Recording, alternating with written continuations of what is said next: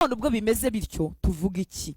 Ubwo Imana iri mu ruhande rwacu, umubisha wacu ninde? Nshuti y'Imana, niba Imana iri mu ruhande rwacu, ese iba mu ruhande rwacu gute? Kuko ibona Kristo muri twebwe abagize umuryango w'Imana, abitorero. Imana ntiturwanya, iri mu ruhande rwacu.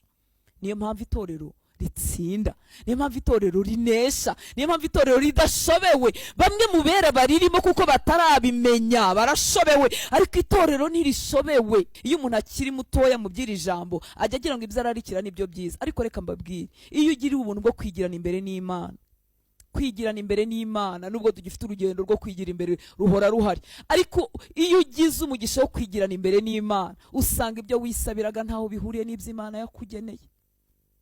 Usanga ibyo wihitiragamo ntaho bihuriye n'iby'Imana yakugeneye. Ariko kuko abana benshi batagera aho ngaho, cyangwa bamwe batarahagera, baba bumva ibyo bihitiyemo ari byo byiza.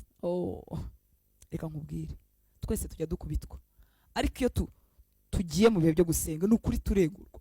Hari igihe nkubitwa najya gusenga nkibwira ngo ariko ubundi bunigiraga ibiki, ubu se ubundi kare kose natindaga hese.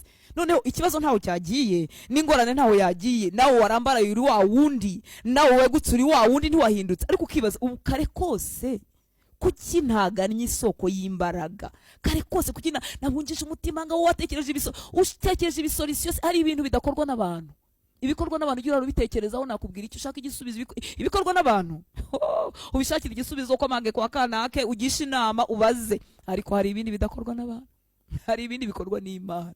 Ibyo rero kumara amajoro wibaza aho Imana izacisha kandi ubizi ko bitaba mu maboko y'abantu. Gana isoko y'imbaraga, urahakura kumwizera, urahakura kumutegereza. Niba hataragera, urahakura imbaraga zo kumutegereza, ukomeza urugendo. None wongewe warambaraye, nanjye ubyutse mu kandi kanya nkavuga ubu kare ubu natindagaye. Ntugatinde kwegera isoko y'imbaraga.